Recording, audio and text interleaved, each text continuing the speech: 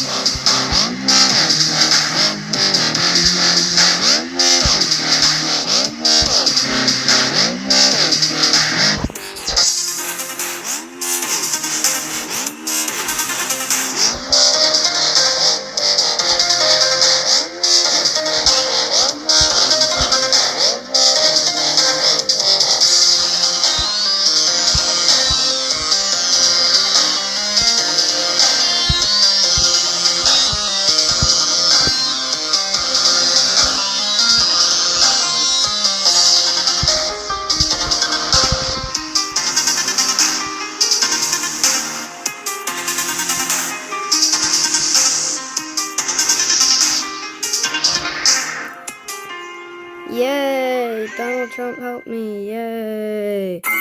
Yay! Donald Trump help me! Yay! Yay! 20 minutes.